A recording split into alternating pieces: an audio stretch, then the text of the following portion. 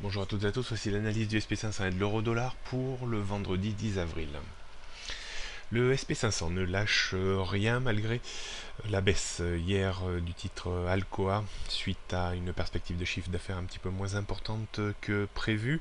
On aurait pu s'attendre à une petite baisse ou une franche baisse même des marchés américains.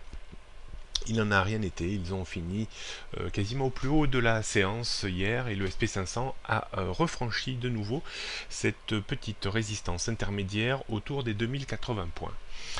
Le marché repasse dans une zone de neutralité entre 2110 et 2065 points environ. Va-t-on assister un rapproché des deux sommets qui ont été marqués fin février et fin mars?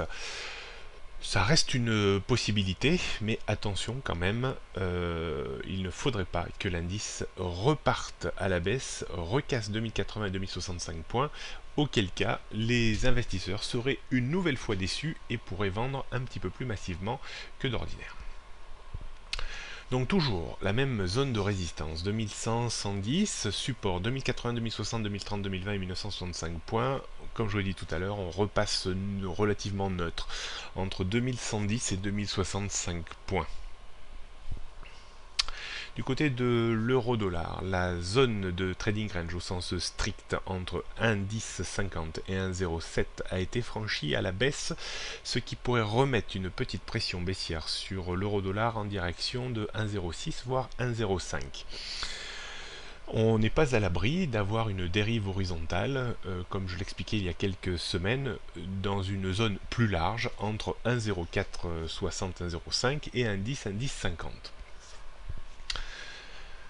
On note toujours un petit peu les mêmes niveaux, quasiment tous les 100 pips, 1,07 en résistance, 1,08, 1,09, 1,1050 à 11 et 1,1260, et en support 1,06, 1,05 et 1,0460. La tendance reste toujours très baissière en dessous des 1,15. On pourrait quand même parier pour une stabilisation horizontale, disons, pendant au moins un temps entre les plus bas annuels et 1,1050. Voilà ce qu'on pouvait dire aujourd'hui. Bonne journée à toutes et à tous et à lundi.